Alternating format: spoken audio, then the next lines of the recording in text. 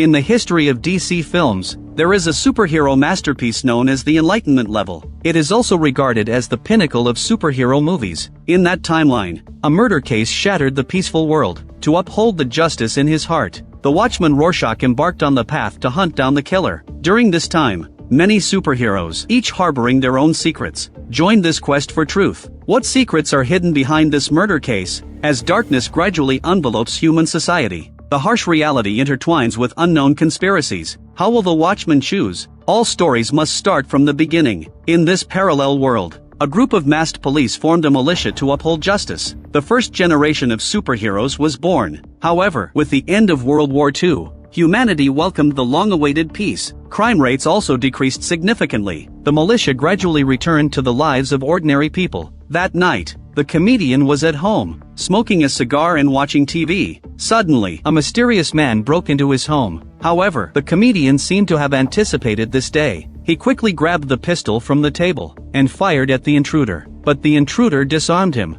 The comedian fought back, but he was already old. His strength and skills were no longer what they used to be. Even though he tried to use household tools to kill the intruder, he was still no match for the mysterious man. The comedian was beaten badly, bleeding from his head. Before dying, he mocked that the world was just a joke. As a member of both the militia and the Watchmen, the comedian's fate is lamentable. It turned out that in those tumultuous times, even superheroes capable of changing the course of history might not have a much better ending. Before comedian was killed, the fate of the first-generation members of the militia was very tragic. Dollar Bill was shot dead by criminals. Mothman was sent to a mental hospital due to alcoholism. The Night Owl and his girlfriend were killed by an anti-gay organization. And Silk Spectre left the group due to an unintended pregnancy. Only the comedian seemed to be doing relatively well. At that time, the Cold War was escalating. In order to deter the Soviet Union, U.S. President Kennedy took the initiative to meet with the quantized Dr. Manhattan. However, shortly afterward, the comedian assassinated Kennedy. He was subsequently sent by the U.S. government to the Vietnam battlefield. Yet, the dark side of the world still existed. Thus, a new militia was formed. The members included the comedian, Silk Spectre 2, Dr. Manhattan, Ozymandias, Night Owl 2, and Rorschach. They renamed themselves the Watchmen. However, at this time, people's attitudes towards superheroes had already changed. With Nixon's third term in office, the U.S. government enacted the Keene Act, which required all masked heroes to cease any activities that superseded the law. Thus, the Watchmen announced their disbandment. Most members chose to return to ordinary lives. Only Rorschach still adhered to her ideals and pursued justice in her heart. However, he became the #1 wanted criminal by the U.S. government. After the comedian's murder, Rorschach stealthily infiltrated the scene. He looked at the chaotic room, and a sense of foreboding rose in his heart. Could it be that someone was hunting the Watchman? Just as he was about to continue searching for useful information, he was discovered by 2 police officers. Rorschach knocked one of them out. Then he jumped out the window to escape the scene. However, what he saw that night left him very uneasy. So he found Night Owl 2 and informed his partner about the comedian's murder and his suspicions. But Night Owl had returned to a normal life by then, and was enjoying his current life. He was very dismissive of Rorschach's conspiracy theories. In his view, the comedian had always worked for the government, and perhaps this was just a political assassination. Then he advised his friend to take off his mask and be a normal person, not to cling to the glories of the past. In the current situation, he alone couldn't change anything at all. Preserving himself was the most important thing. However, Rorschach wouldn't easily compromise. Thinking of their past friendship, Night Owl still couldn't stand by idly. The next day, he found Ozymandias. After the Watchmen disbanded, he used his intelligence to create his own business empire. Now he was still thriving. Night Owl shared Rorschach's suspicions with him, but for Ozymandias, the threat of nuclear war between the US and the Soviet Union was more pressing. The Soviet Union possessed 50,000 nuclear missiles, but was reluctant to use them. Some believed it was because they feared Dr. Manhattan. However, Ozymandias pessimistically believed that even a being as powerful as Dr. Manhattan couldn't stop 100% of nuclear missiles. Everyone had a sword of Damocles hanging over their heads. The world seemed to be in a countdown to apocalypse. Meanwhile, Rorschach's actions had not ceased. He sneaked into the US military base at night and found Dr. Manhattan, who was working, as well as his girlfriend, Silk Spectre 2. As a former member of the Watchmen, Dr. Manhattan naturally didn't want the world to end. so he reached an agreement with Ozymandias to collaborate on the development of new energy in Antarctica. As long as the energy crisis could be resolved, U.S.-Soviet relations could improve, the world could return to peace once again. Dr. Manhattan had the ability to foresee the future, so as soon as Rorschach entered the laboratory, he already knew the purpose of the visit. However, he stated that he was powerless to help, because at this moment, Dr. Manhattan's vision was obscured by some kind of intermittent interference. The future had become unclear. It was likely a vision of the aftermath of a nuclear war. Rorschach wanted to continue discussing the possibility of salvation, but the next second, he was teleported out of the base. Manhattan was addicted to work and had no time to spend with his girlfriend. Although Silk Spectre tried to understand him,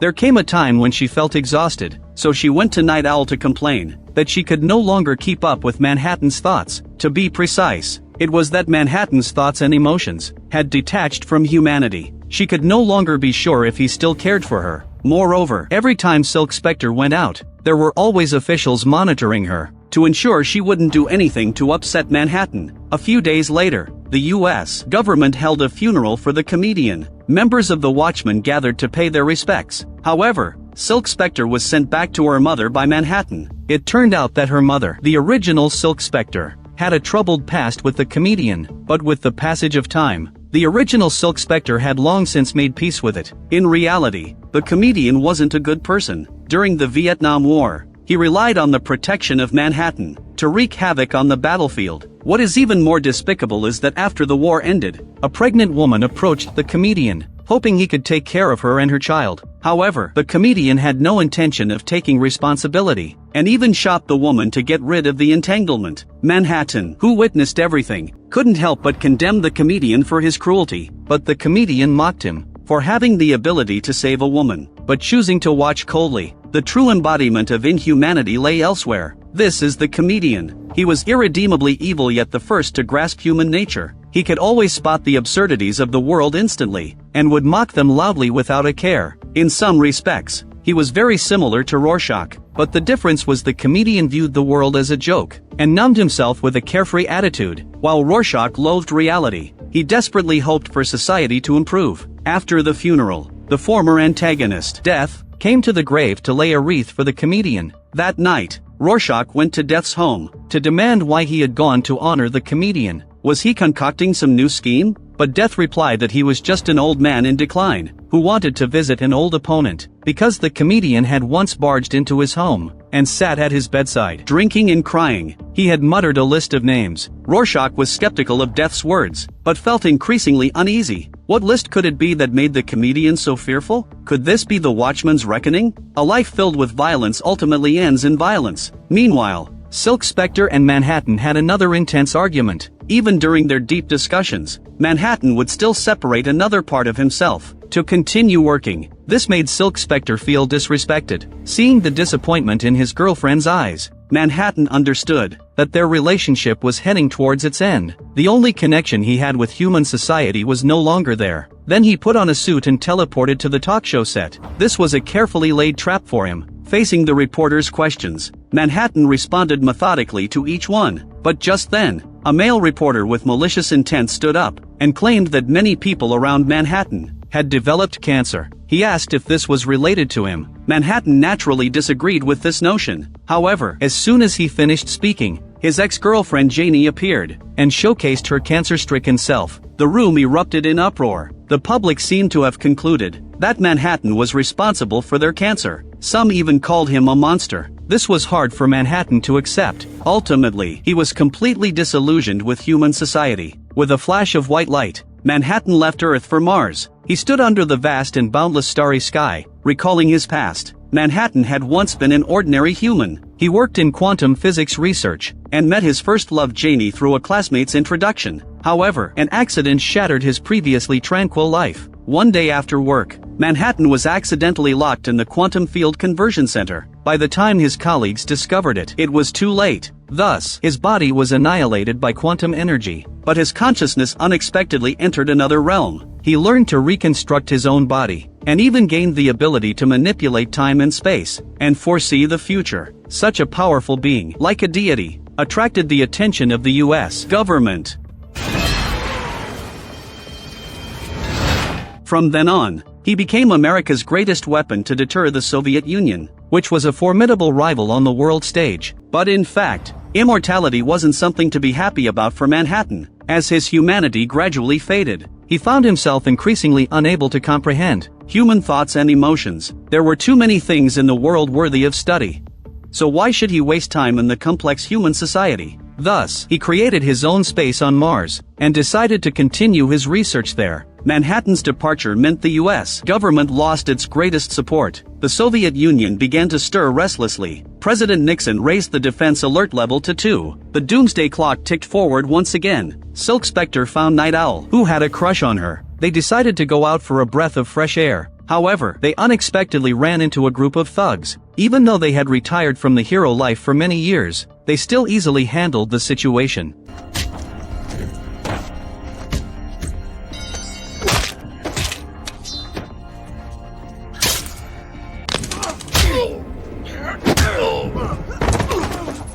After venting her frustrations, Silk Spectre felt invigorated. But what she had to face next was the relentless questioning from the NSA. They wanted to know the whereabouts of Manhattan from her. However, Silk Spectre had had enough of living like a prisoner, so she tied up the agent directly and turned to leave without looking back. Meanwhile, the energy magnates gathered in Ozymandias's office to question why he was providing new energy for free to all humanity. However, before the conversation ended, the assassin broke into the office and shot an energy magnates on the spot. Although Ozymandias reacted swiftly and subdued the attacker, he intended to extract information about the mastermind behind it, but the assailant bit down on a poison capsule. Rorschach continued to navigate the darkness. As he sought justice, he constantly gathered clues. Unexpectedly, he found crucial information. The assassin who targeted Ozymandias had worked for a multinational company called Pyramid, so he took this identification to find Death, and discovered that Death had already been killed.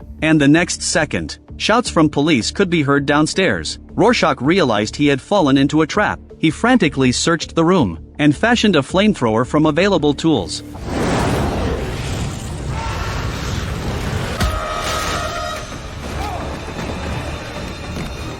However, 2 fists couldn't match 4 hands. Ultimately, Rorschach was captured. His true identity was exposed to the public. In the interrogation room, a psychologist urged him to cooperate with the tests. If any mental illness was detected, he could avoid prison time. After all, half of the people in this prison for serious criminals were personally sent in by Rorschach. However, Rorschach refused to accept such pity. His tragic childhood had forged his resolve. He had seen the darkest side of society. Rorschach never believed the world would improve, yet he believed that at all times, he must force himself to fight for justice. Then he revealed a long-buried secret to the psychologist. Years ago, Rorschach investigated a kidnapping case, but when he followed the clues to the location where the girl went missing, he found that the hostage had already been killed. Moreover, the kidnappers had fed her remains to the dogs in the backyard. Rorschach's heart burned with rage. He stormed to confront the kidnapper. To his surprise, the kidnapper not only admitted his guilt, but arrogantly dared him to send him to prison. Rorschach could no longer contain his fury, and sent the kidnapper straight to hell. From that moment on, he believed that the justice of using violence to counter violence must exist. On his first day in prison, there were those unafraid of death who came to cause trouble. However, Rorschach didn't coddle them and beat them to the point where they couldn't take care of themselves, but he was also placed in solitary confinement by the guards. That night, a dwarf nicknamed Big Guy came to pay him a visit. This man was obviously caught by Rorschach as well. He stated that they wouldn't let Rorschach have an easy time. Meanwhile, Silk Spectre and Night Owl's relationship was progressing rapidly. That night, Night Owl dreamed of himself and Silk Spectre donning their costumes again and kissing against a backdrop of a nuclear explosion. He woke up from the dream instantly. Then he told Silk Spectre that ever since the comedian's death, he had been living in constant fear. Silk Spectre understood his anxiety and fear, and proposed that they both wear their costumes and take the airship to do the things they used to do. That night, they rescued many trapped residents from a burning building. At this moment, they finally understood that even though the Watchmen had disbanded, they could still do many things, and Night Owl found peace within himself. A riot was breaking out in the prison.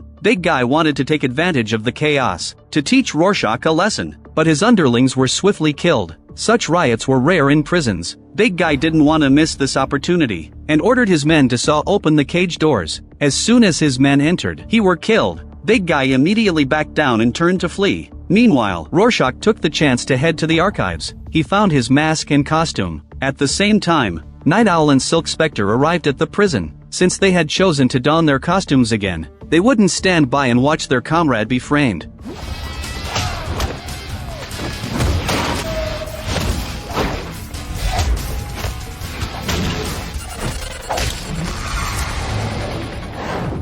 The two fought their way through the chaos, and quickly found Rorschach. However, before leaving the prison, Rorschach had something very important to do. After solving the Big Guy, the three quickly returned to their base. Unexpectedly, as soon as the airship door opened, they saw Dr. Manhattan waiting for them. He stated that he needed to speak with Silk Spectre, so the two went together to Mars. At this point, Manhattan could no longer view problems from a human perspective. In the moment of his emotional rupture with Silk Spectre, human society lost its appeal for him. Thus, he lost his reason to save the world. Moreover, in his view, there were no miracles in the world. Human life and death were insignificant to the universe. Silk Spectre was heartbroken to hear this. She never expected Manhattan to be so indifferent. Their differing perspectives made it impossible for them to empathize with each other. Then, in the next moment, Manhattan connected the memories buried deep in Silk Spectre's mind, from her parents' endless arguments, to the comedian's concern when he first met her,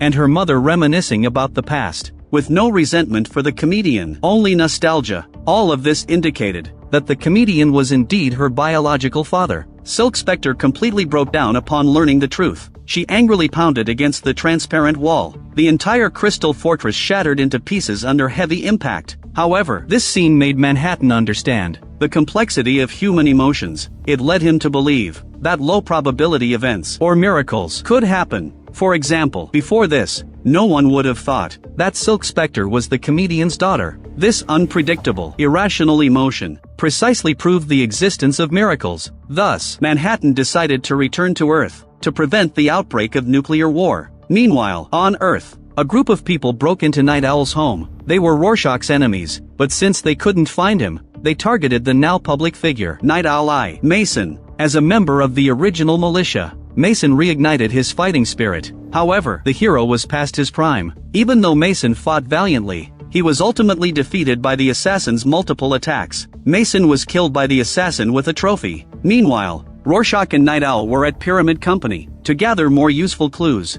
they went to an underground bar. Under Rorschach's intense interrogation, they learned that Manhattan's ex-girlfriend Janie had also worked at Pyramid Company. This surprised Night Owl greatly. What was the truth? And who wanted to eliminate all superheroes? Just then, the news broke on television about Mason's father being killed. Night Owl could hardly contain his fury. He immediately grabbed an enemy and threatened to break his neck. Seeing that the situation was about to spiral out of control, Rorschach quickly intervened and told him not to kill in public. Then the two went to Ozymandias' office to access his database to search for information about Janie. But when they successfully hacked Ozymandias' computer, they uncovered a shocking secret. Pyramid Company belonged to Ozymandias' business empire. This meant that the deaths of the comedian and death, as well as Manhattan's departure, were all orchestrated by Ozymandias. He was the true mastermind behind it all. This left the two in disbelief. What exactly did Ozymandias want to achieve? Did he really intend to kill all superheroes? The two had no time to ponder, and rushed to Antarctica to find Ozymandias. However, unexpectedly, the airship's engine had a malfunction.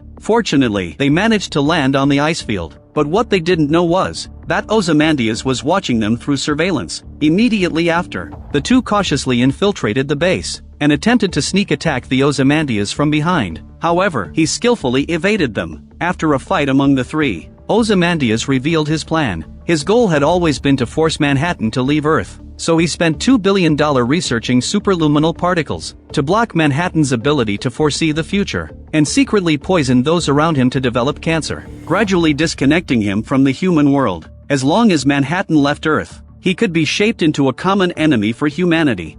Only when faced with a greater crisis would countries around the world join forces. This way, the threat of nuclear war could be alleviated. As for why the comedian had to be killed, Ozymandias explained that the comedian had been the first to uncover his secret. Thus, he had to kill him. Besides that, Rorschach's imprisonment was also orchestrated by him. In Ozymandias' eyes, this former teammate was paranoid and uncontrollable. Only by controlling him could he feel secure. Rorschach, who had always had a clear distinction between good and evil, simply couldn't understand Ozymandias's choice. He wanted to stop him, but he didn't expect that before they entered the base, Ozymandias had already activated the energy device. He was prepared to destroy several key cities around the world. The screen flickered with blue light, and in the next moment, energy bombs descended upon Earth.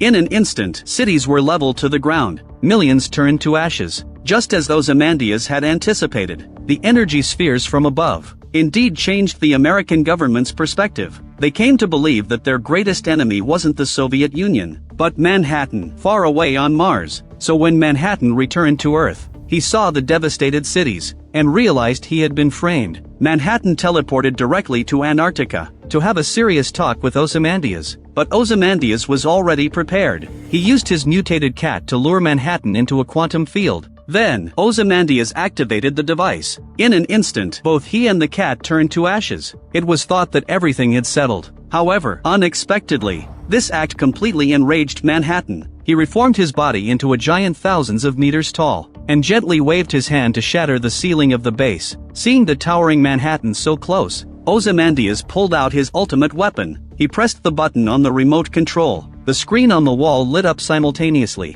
It broadcasted news of the US and Soviet Union shaking hands in peace, and deciding to join forces against their common enemy Manhattan. The two superpowers ended the Cold War, and the world welcomed true peace. Seeing this scene, Manhattan felt a moment of doubt. Although Ozymandias had used him, it had indeed brought about world peace. If he chose to expose the truth, the threat of nuclear war would return. Ultimately, Manhattan and Night Owl decided to compromise. However, Rorschach still couldn't accept it. In his world, the truth of the matter couldn't be questioned. If someone killed, they must be punished, even in the face of the apocalypse. He would never compromise. Then Rorschach silently walked out of the base, ready to reveal the truth to the public. But Manhattan stopped him. Rorschach removed his mask. His voice choked as he expressed that if Manhattan had cared about humanity's survival from the beginning, this would never have happened. Rorschach understood everyone's choices, but he couldn't betray his own principles. If humanity's redemption had to be built on the flesh and blood of the innocent, then he would rather embrace death to uphold his obsession with justice. After all, at this point, what difference would one more corpse make? Manhattan showed a pained expression. He hesitated for a long time, but in the end, he personally killed Rorschach. The blood mist fell onto the snow, forming the pattern on Rorschach's mask. This morally clear superhero ultimately illustrated the unwavering justice with his blood. At the end of the film, Manhattan still couldn't fathom humanity, and chose to leave Earth for other planets. The world returned to peace. Everything was moving toward a brighter future. Thus, the film came to an end. This is the most tragic gathering of heroes in DC history. Unlike the straightforward narrative style of traditional superhero films, this film tells a dark world interwoven with conspiracy. Each character is vivid and three-dimensional, yet full of contradictions. They all have their own missions and redemptions to fulfill. Manhattan can foresee the future, but he can't see his relationship with humanity clearly. Ozymandias is determined to save the world, yet ultimately chooses the most extreme means. And Rorschach, this lonely and obsessive character, is more like a martyr. Indeed, in the face of absolute power, meaningless resistance and struggle seem like a joke. But this world did need someone like Rorschach who never compromises. It is worth mentioning that the director's cut includes the animated short, Tales of the Black Freighter. It tells the story of a captain who learns that his hometown is about to be invaded by ghostly pirates. After enduring countless hardships, he finally returns home, only to mistakenly kill his own family, thinking they were the undead. It turns out that those so-called threats were mere illusions. The true desire of the undead was the captain's fallen soul. At first glance, the short seems unrelated to the movie's content, but it actually aligns perfectly with the film's themes. The captain serves as a reflection of the Watchmen. Everyone initially had good intentions, but ultimately strayed toward the darker side of their nature. The dragon slayer becomes the dragon, and the hero of justice turns into the terror itself. Those who use violence to combat violence will ultimately be consumed by it. This starkly satirizes individual heroism, elevating the film's height and depth further. Friends who are interested can check out the original film, Watchmen. If you enjoy my channel, please click to subscribe to my channel.